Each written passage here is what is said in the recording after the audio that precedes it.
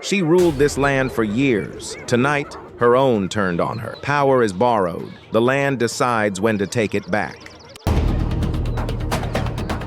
What you're watching right now shouldn't be possible. This female hyena was the queen of her clan. She set the rules. She decided who ate, who stayed, who left. But something shifted tonight. Stay tuned and watch closely to find out why the hyena clan choose to dethrone her government in the most brutal way.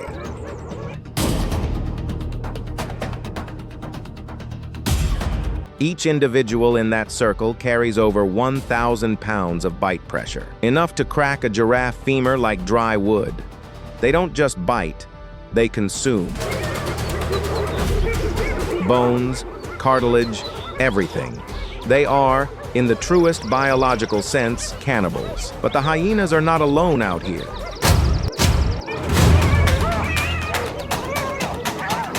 They're sworn enemies. The lions' danger lurks. Lions move through the same darkness. They always have. And the relationship between these two species is not predator and prey. It is something older and more complicated than that. It is rivalry.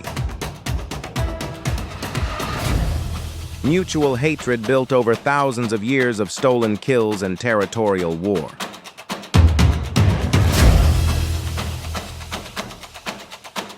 They're already moving, spreading wide, low to the ground.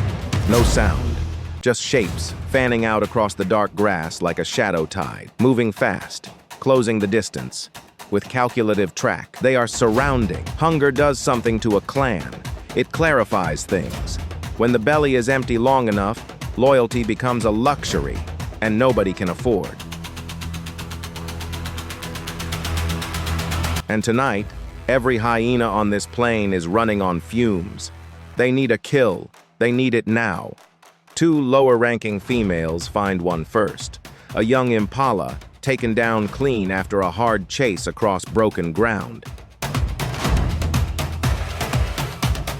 It cost them everything they had. Before they can even catch their breath, she arrives. The moment.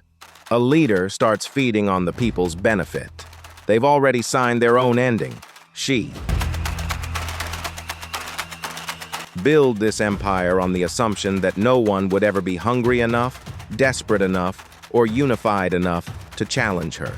She was wrong on all three. No warning, no hesitation. She storms in and takes the carcass. Not because she's hungry, but because she can. Because that's always been the rule. Her rule.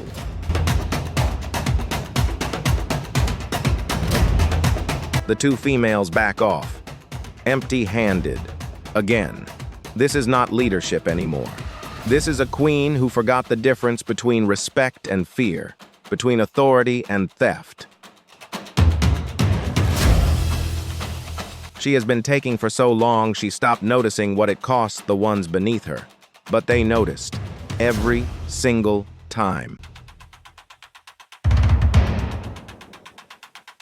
And those small moments, a stolen kill here, a hungry night there, they stack up, quietly, until the weight of them becomes something the clan can no longer carry. The breaking point doesn't arrive like a storm, it arrives like a decision.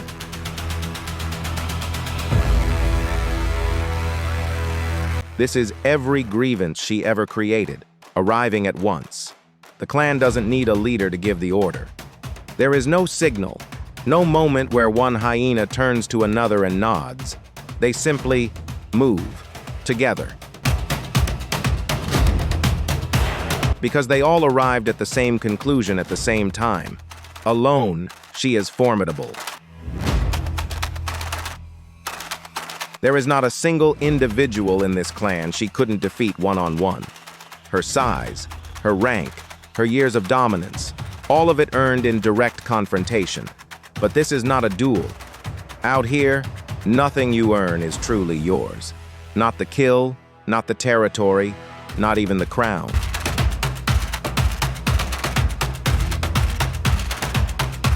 People underestimate them, written off as scavengers, as opportunists, as nature's cleanup crew.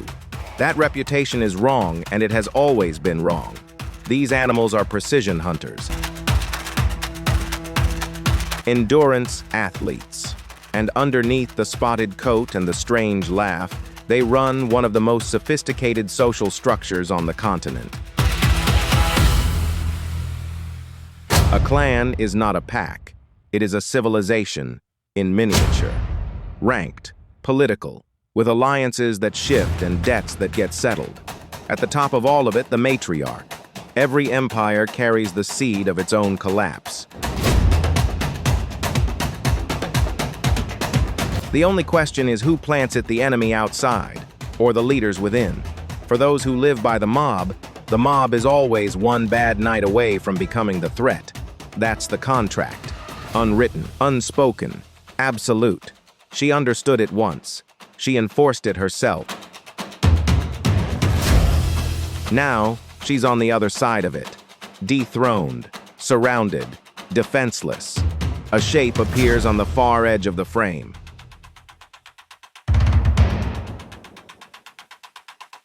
Larger, slower, moving with the kind of calm that only comes from having nothing left to prove. She has nothing left.